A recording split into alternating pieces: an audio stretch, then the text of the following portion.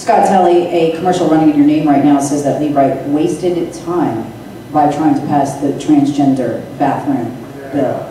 That bill would have protected businesses from city councils telling them they had to have gender-neutral bathrooms, or if they wanted to have gender-neutral bathrooms, they could have done that.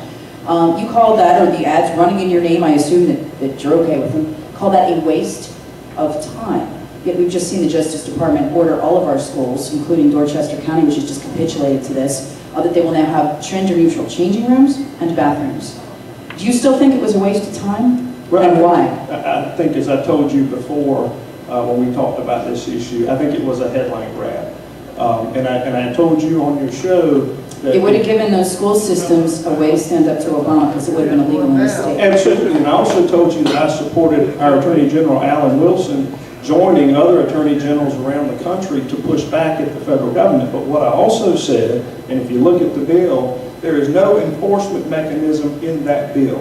It does not say, if you do this, then this happens. That's like having a speed limit that says it's 55 miles per hour, period.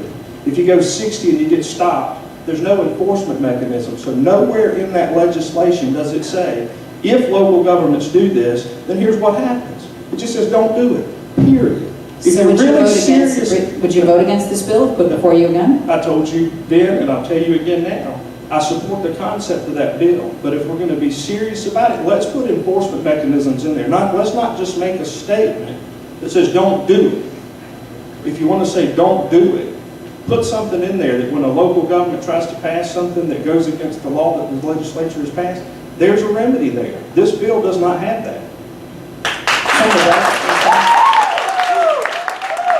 The bill sets the policy of the state, which protects our schools. Because we're going to set the policy of the state as far as fines and things we're going to charge. Basically, I put an amendment in the budget trying to go at these cities.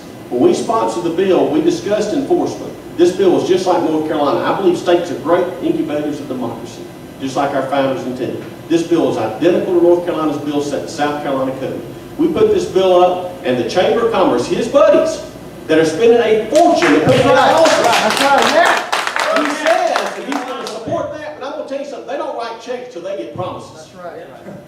And I can promise you, when the Chamber comes in, the Department of Commerce, our own governor sent her minion from the Department of Commerce, Bobby Hitt, in there to intimidate members of the Senate. We were going to put local legislation to protect Dorchester County, and he stood in that hallway and he intimidated those members of the Senate because they don't have the backbone to stand up. Well, I do, and that's what this district needs, and that's what this state needs, is somebody that's going to take a stand. Yeah!